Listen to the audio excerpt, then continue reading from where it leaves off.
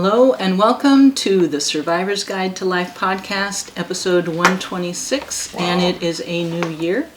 And I want to start off today, I'm going to read just a little bit, not a lot, I'm going to read just a little bit from kind of a summary I wrote about our last podcast because it leads right into what we want to talk about today. And what I wrote about our last podcast included that we want to give a gift to everyone listening and watching of encouragement to turn your challenges, even the overwhelming, frightening ones, into opportunities, and to that it's necessary to take action, to move forward, to not run away or get stuck in paralysis, stay positive, take one step at a time, learn the lessons, have faith, and you will turn your struggles into personal growth and resilience that can come no other way than by living through and overcoming hard times. Absolutely. And that today leads into someone that we want to talk about, Patti Davis, somewhat famous woman, the daughter of former President Ronald Reagan and his wife Nancy Davis. And she was no fan of his politically? No, she earlier in her life she was very, she would protest against nuclear weapons and other things that her father was for. And she very openly in her book talks about the journey that she took by choice to change and grow after her father was diagnosed with Alzheimer's. And I think that's one of the things that's so exciting. So we haven't done a podcast, is it 2 weeks? 3. 3, no wonder. In the 3 weeks' time, that gives us a lot of time to, we're on the front lines. We're dealing with people who are really struggling. We're dealing with the aspects of the world with the pandemic, and we see people really very tense again and freaking out. I see the news and the politics feeding into all of it. It's a shame. And I hate to see people live in such fear. But we do reading, we help people, we're on the front lines day and night. So we've had more time to draw upon those experiences. None of them easy. So we're not invested in easy work or easy living, although we do like SelfCare. That's very important to us. But I'll tell you what, this has been such a find. Patti Davis's book called Floating in the Deep End, and I got to tell you, it's a profound book. How caregivers can see beyond Alzheimer's. And I find she's changed an awful lot from what I remember her. She's matured tremendously, and she's deepened, and she has a deep sense of purpose, and she's grown a lot. The beauty of it is she's a good writer. And she's able to take her life experiences and write them as she went through them, especially, and this is especially, in her path that she was on in being a very devoted caregiver to her father as he went from his early stages of Alzheimer's all the way to the end of his life. She writes it beautifully. And she writes with expertise about knowing a lot about strokes, Alzheimer's, brain damage. She does know a lot. But in it, what I really love is she talks about her own experiences and what it put her through. And she talks about how being a caregiver forced her to grow up and to change and to deepen. And it came through tremendous agony and pain. And the thing is, she loved her father, even though I said politically, when I think back on it, she sure didn't. There's some vivid images I can remember of her. Wow, yes. She was rough. Yeah. Well, she's come a long way, and she loved her father, and I could hear it. And there were certain needs that she had that he never met or could meet, but she was angry about it, and rebellious, and needy, and all of those things. And she had a very antagonistic relationship with her mom, too. But what I really hear here, she overcame and worked through so much of it in caring for her father lovingly through and gaining the experience that today she's taken that very, very painful struggle that she went through and being there for her father. She did not run away. She did not go into paralysis. This was a woman, in spite of her feelings that she had for her father in the early stages, came through all the way for him. And she was remarkable. She was very committed. And I think one of the things I love about it is the way she used her common sense and the way she would remember her father the way he used to be. She'd remember the kinds of things that she felt as a little girl with her dad, where the needs were that he fulfilled, and there's some that he just never met. But in caring for him in Alzheimer's, one of the things that she says, and I know it's true because we see it too in people we help, is that in time, these kinds of crises strip away all the filters. And in time, you get to see the real self of a person. And I know from my own life experience, especially with my beloved wife, that was true. I was one of the fortunate ones because my wife was an angel. She was truly a woman of gratitude and love and selflessness and sweetness and depth. And I'll tell you what, did that come through in our time with her and taking her through her very difficult journey all the way to the last breath of her life. She was a doll. She was an angel. I know from other experience that that's not the case we have people that come through here, well, their filters are gone too. And if you're dealing, as she said. She says that too, yes. Many people, when their filters are gone, you find someone underneath who is very difficult to deal with. And if they were difficult and angry or critical before, what she says is, caregivers, hold your hats because you're going to really see it full blast. We know this is true because we see it in people that we're helping, and it is the truth.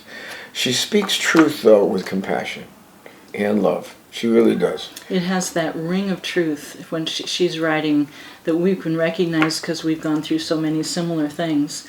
And I'm struck, as you said, she writes both with some clinical understanding of the disease of Alzheimer's and the things that happen and develop, and also just with heart and compassion for the experience that she went through. And then also after her father died, she created a group called Beyond Alzheimer's, and she led support groups for caregivers. She still does. And she learned so much then. She carried on what she had learned personally to help other people. And she's done what we do, what we're doing, and she's taken the resilience, the difficulties and the struggles, and she saw it as a legacy to carry on to from her experiences, what she learned and what she saw, to help others. And we're doing the same thing. This podcast certainly is a reflection of what we call Lynn's Legacy. We now have part of our nonprofit is a whole program in helping caregivers called Lynn's Legacy, and it's beautiful. Well, Patti Davis is one of those people, and she helps an awful lot of people. Reading her book is remarkable. Some of the things she brings up, just off the top, I love it because we ran into exactly the same things, and we saw it too. But I think that one of the things that we do see lately, too, is dealing with the different stages, if we're talking about Alzheimer's or some kind of neurological decompensation of the brain. Any form of dementia, almost any form of dementia. Yes. Some are slightly different, and she does point that out. Yeah, she does. But the stages are similar. But I think one of the things that, what was I going to say about that? Excuse me, maybe I have a little dementia. You were talking about the progression, I think. I was talking about the progression, but I also, it is so easy for the caregivers in the more earlier stages, and not just the mild dementia, but when it gets to there's mild and there's moderate is a little bit more serious, and then there's a progression. She talks about it's not the same for everybody. Each person's an individual, and how this happens, how long it goes on, the forms it takes, but there are similarities as well. But one of the things she talks about, and she's seen this in a group, is how the caregiver loved one will come in. They're angry, they feel very critical, and they're talking almost like the person that's got dementia or brain damage isn't there anymore. And they talk about them in front of them, they talk like they don't exist, they don't understand, and it's not true. And she speaks very clearly about that. Her groups are just for caregivers, and she spoke about experiences where people will come in as a caregiver as well as bringing in the person she's caring for, and she would see trouble with that. We do that too. We don't always separate them. We know, in fact, we're very careful about that. But she does, and for good reason.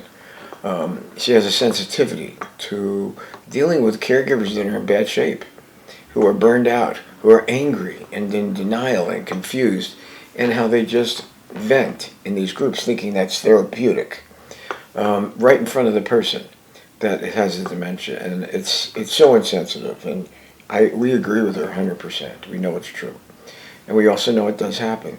Mm-hmm. We also see doctors, and she speaks about this. The medical profession has got those that are compassionate, but we see dementia and cerebral vascular dementia, like my wife had. It's treated differently by the medical profession. It's not really, in fact, today, there's no cure for it. It's an absolute 100% terminal disease. And it's treated like, well, it doesn't bring on enough profit, so we're not going to put enough energy into it. And sometimes we've run into this where doctors will treat the person like they're an object, like they're not really there anymore. And they treat them, it's a medical model that it definitely made me very angry when I saw it. And I don't like it because it objectifies the person going through this. And it treats them very poorly for the sake of learning. And I don't like that. And she didn't either, and she saw it too. And there was a doctor that came in front of her father and just spoke to her as if Ronald Reagan wasn't in the room, and she was appalled. And she told him, and he kept doing it anyway.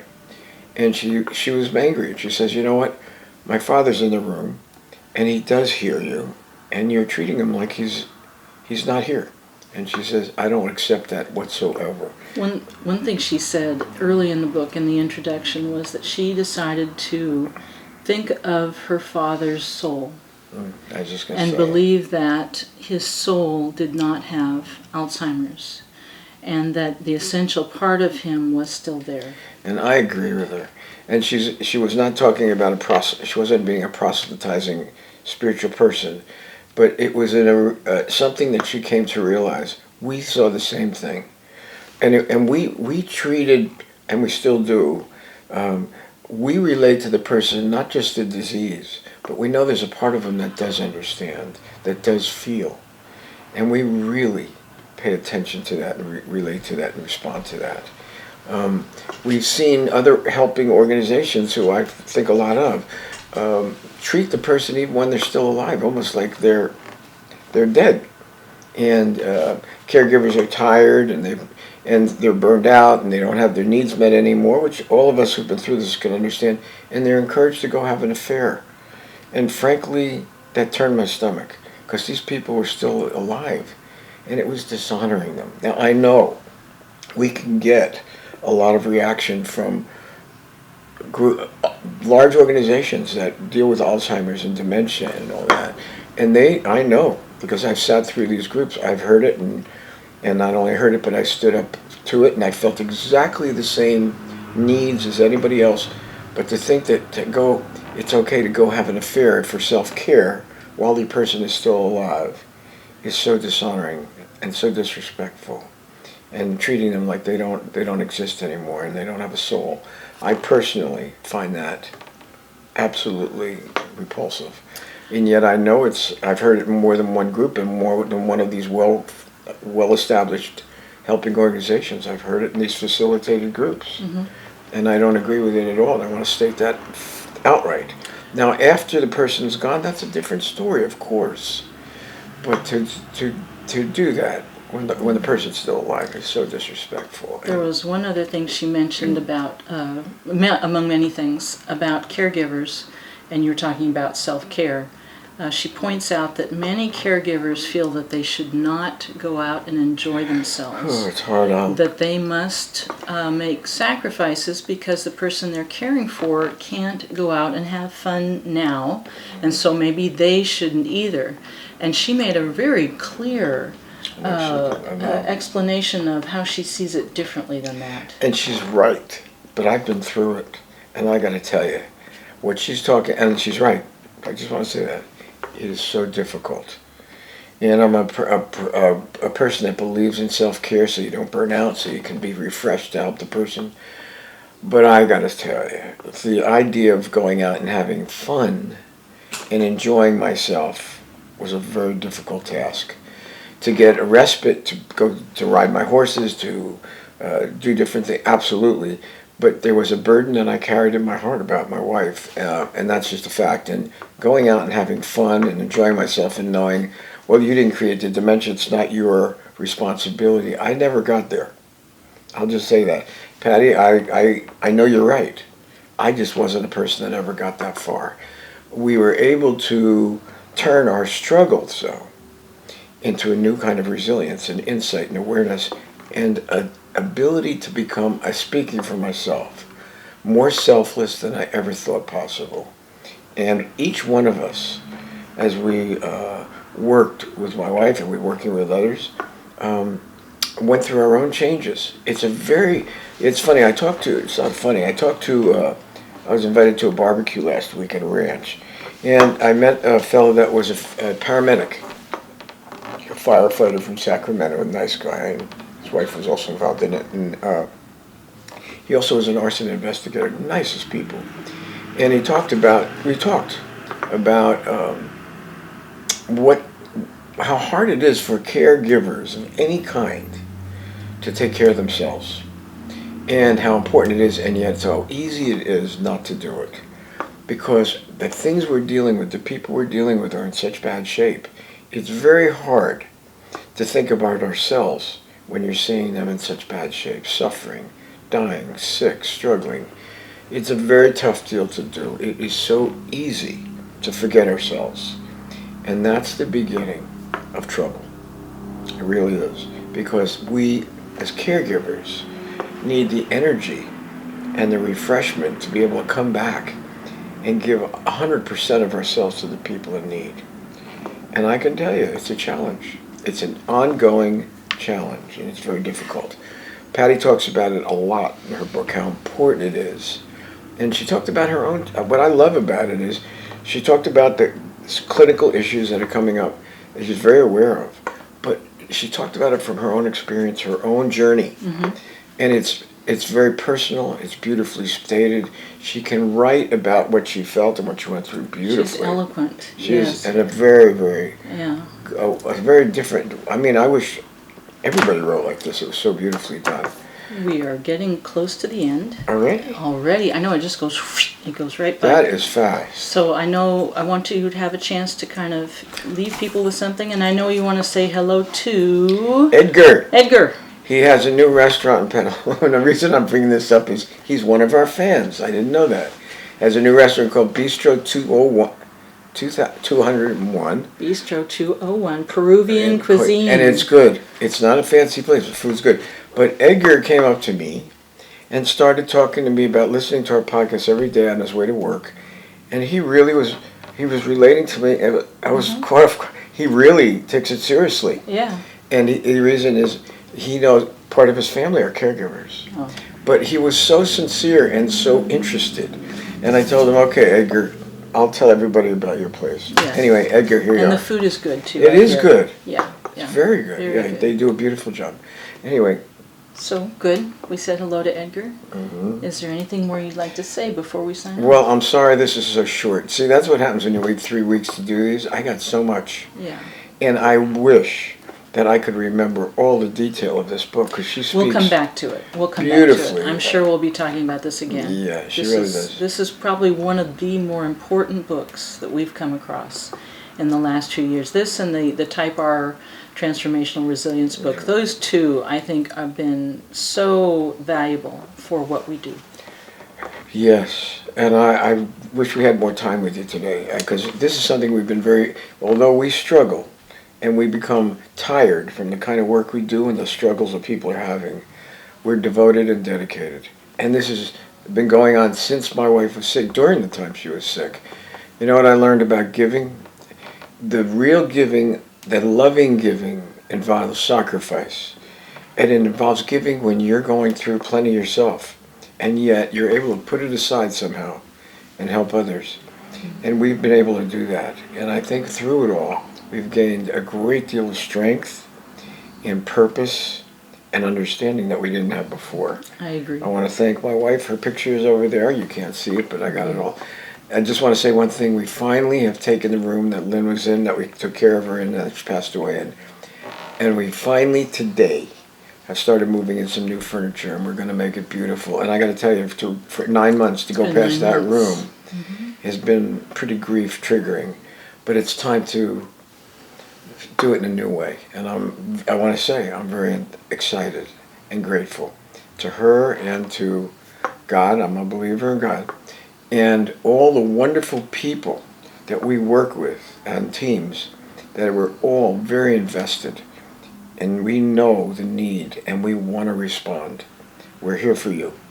Jenny is, I want to say she's the head of all the caregiving teams, but I think Hello is like our She's other the one. head of the program. She's of really Lynn's Legacy. a new program. We're calling it Lynn's And Legacy we'll Training. continue to talk about that too. Yes, we're going to tell you a lot more. We're very excited about it. Anyway, this is her. Not Lynn. It's time for my spiel, I think. Yeah, Yes. go ahead, Jenny. Okay. All right. The Survivor's Guide to Life podcast is brought to you by Sonoma Coast Trauma Treatment, a 501c3 public charity. Please visit their website at sctraumatreatment.org, and there is a donate button there. I had a moment. We are the survivorsguidetolife.com. We're on Facebook, Instagram. We have our own YouTube channel. Our podcast is on all the usual outlets. Peter and I can be reached at 707-781-3335 or Jenny at bernsteininstitute.com. Please ask us anything you'd like, give us any feedback you'd like, and we will see you again soon. And I'd like Steve to just pan. Can you pan over to Lynn's picture for a minute? Is that possible? There he goes. There's Lynn. That was Lynn. All right. Take care. We love her. Thank Be well, you. everybody, and we're here for you. Bye-bye. Bye-bye.